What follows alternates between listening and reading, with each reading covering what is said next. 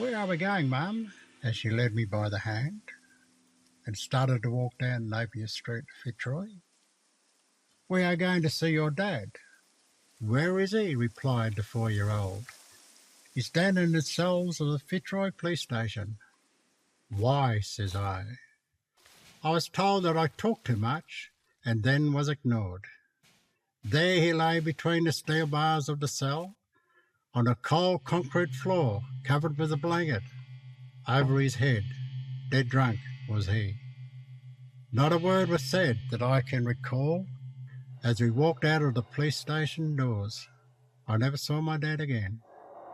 It was at Framlingham Aboriginal Mission when I was 10 before I heard my dad again. It was a stormy, windy, thunderclap night. The rain came down like a river in flood. Us kids lay between the blankets, curled up to keep warm. It was a 6 o'clock night. The thunder that rocked the house was replaced by another sound. It was a drunken voice outside the front door. "Let me in, let me in."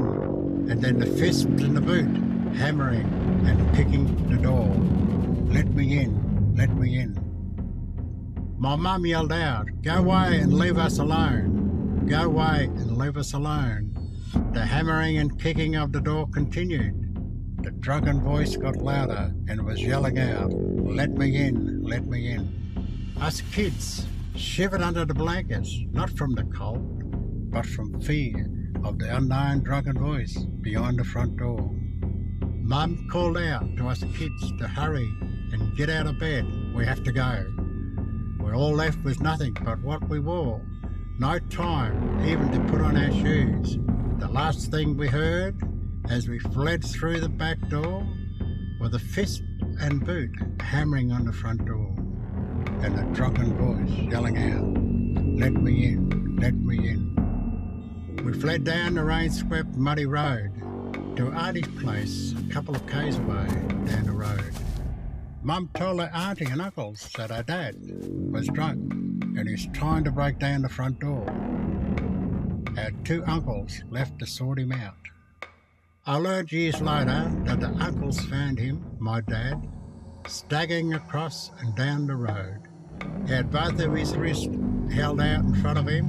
They saw blood running down from his toothless wrist to his fingertips into the muddy, rain-flooded road.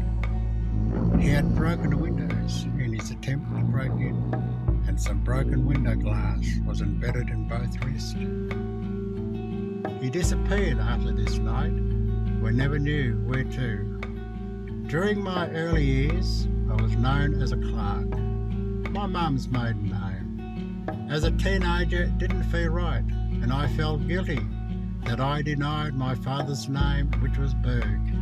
Over the years, I often wondered about my dad and his family, none I ever known or seen. I was told that he was taken away from his mum and became part of the stolen generation.